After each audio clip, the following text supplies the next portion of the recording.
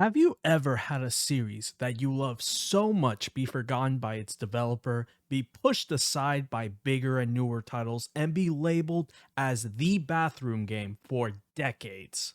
Well, you might be a Melty Blood fan. Jokes aside, Melty Blood is one of the most iconic games in the anime fighting game scene and one of the richest in terms of history and prestige. Since 2002, this series has been home to some memorable moments, countless talented players, and for better or worse, memes that have at some point plagued an innocent bystander. With the latest release to the series being Melty Blood Type Lumina, the franchise has been given a new lease on life after a near decade-long absence from the last update. Though it might have been one of the craziest announcements in fighting game history, currently, things aren't all too bright for Type Lumina as it appears to be shelved for a newer title and its core characters replaced with a different series entirely. In this video, we will take a look at how Melty Blood got to this point and the problems that have plagued its latest release and what the future might hold for this storied franchise. But before we dive into the current title, we have to go back to the beginning. Melty Blood is a fighting game released back in 2002 as a somewhat sequel to the visual novel the characters originate from, Tsukihime. The game was developed by Type Moon and French-bred. You might know Type Moon from the popular series Fate, which we will come back to. From the beginning, the game was meant to be a sort of fan game that celebrated the franchise where these characters come from, but quickly it gained popularity, receiving an arcade release in Cadenza and later a console release on the PS2, making it a first for the company to be on home console. It has seen a number of updates throughout the years, ending as Melty Blood Actress Again Current Code, with the latest update being in 2011. And that's it.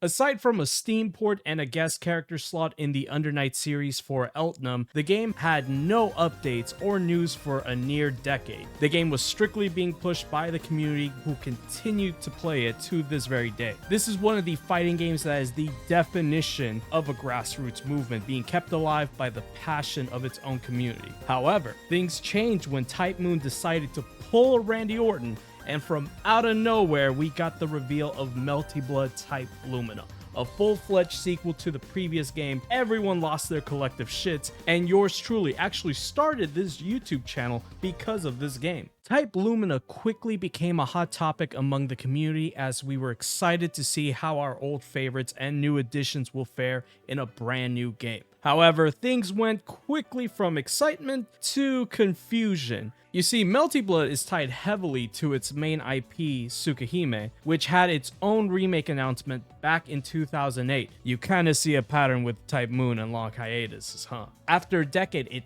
finally unveiled its remake months before Type Lumina's announcement. This sparked hope that we would get a new Melty Blood, which we got a few months later. When Type Lumina was revealed and had its initial press run of interviews, the development team answered a lot of questions that did not go over too well with the fans. They explained that since their visual novel is an expanded remake, the fighting game would follow along its current state, meaning characters like Eltnum, Ryogi, and Nero, to name a few, would not be in the game as they are not part of the Tsukihime story and are characters from the other Type Moon titles. This was a pretty bummer announcement as a lot of these characters are fan favorites, and this was our first piece of news of the roster, so it wasn't off to a good start, to say the least.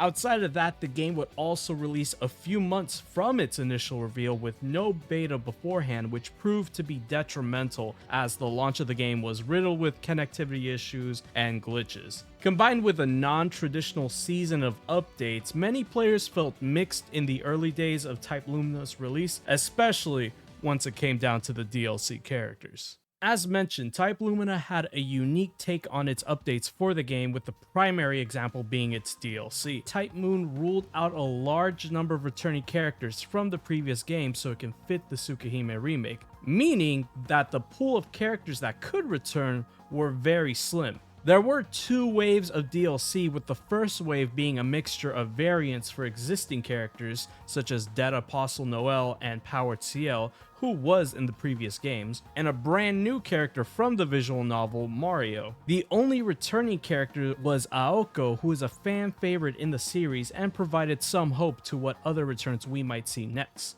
She is also drippy as hell, so that was a plus. However, the next wave of characters we would get would essentially split the community, ranging from, oh sick, new characters to, fuck. This wave is something I like to call the Fate update.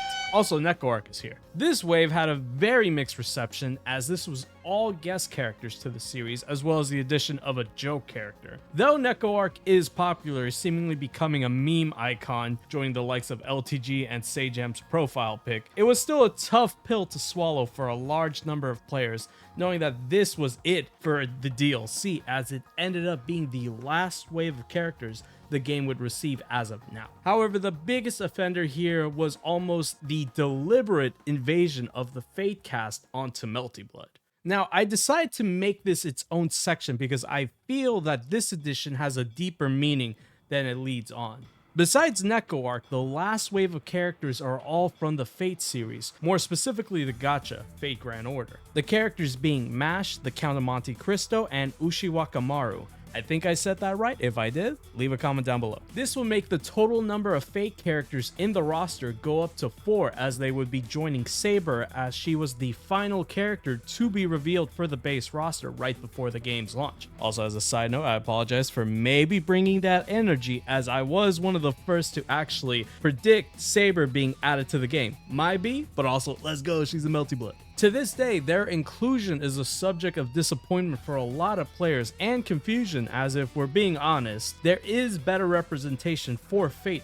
Regardless of what my people think, their inclusion is a bit more calculated than many realize. In an interview with the dev team, they revealed that Saber was actually one of the first characters they started development on, and they were excited at the prospect of potentially adding even more characters. Fate is one of the most popular franchises in the world, considered to be the gacha game king, so it's no surprise that the company who also created Melty's progenitor, Tsukahime, would want to mix the two, since this isn't the first time the IPs have done a crossover. Truthfully, Type Lumina was never going to reach SF6 levels of success, as it is still viewed as a very niche fighter even for the genre, and adding popular characters would help its marketability. Overall, Fate being added was inevitable, as it pays the bills and is most likely the reason why the game exists in the first place, especially when you consider what the future might be for both French Bread and Type Moon.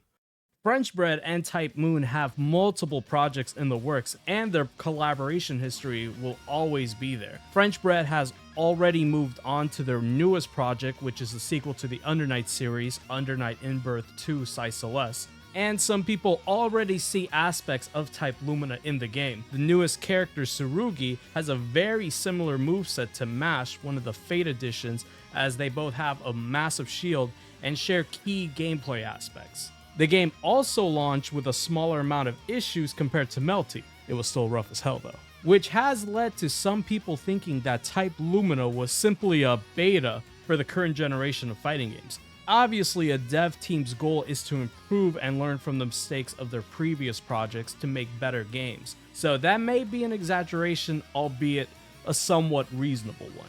There is also the writing on the wall, as Type Moon has been expanding the Fate series from just the visual novels to movies, manga, anime, and other genres of video games. My take is that the reason why they added a large amount of Fate characters to Melty is because they want to test the waters of a potential Fate fighting game developed by French Bread. This would be a huge game that many people would be excited for. The last time we got a Fate fighting game was Fate Unlimited Codes, that was developed by Aiding with Capcom as its publisher. Aiding having a number of recognizable titles such as Tatsunoko vs. Capcom, DNF Duel, the up-and-coming Hunter x Hunter Net Impact, and a little game called Marvel vs. Capcom 3. Obviously, French Bread is no slouch themselves, so Type Moon potentially backing a Fate fighting game project while also using their relationship with Arc System Works is definitely a possibility in the near future. So, with all this talk about future titles and potential projects, Where does that leave Melty Blood in its current state? I believe that we haven't seen the last of it, as it has gotten an increase in popularity, and with Tsukahime announcing an official US release, it'll bring an even larger number of fans to try out the series. There has also been a number of interviews that tease future updates to the game. At the time of this video being recorded, we actually did get a balance change to Type Lumina, so there's still the possibility of future support. This series is a very special one, and with all the companies involved, the future does look bright for Melty Blood as a franchise. With the added experience the team has had and the number of fighting games that have come out, they have all the tools and data to make improvements to the current game,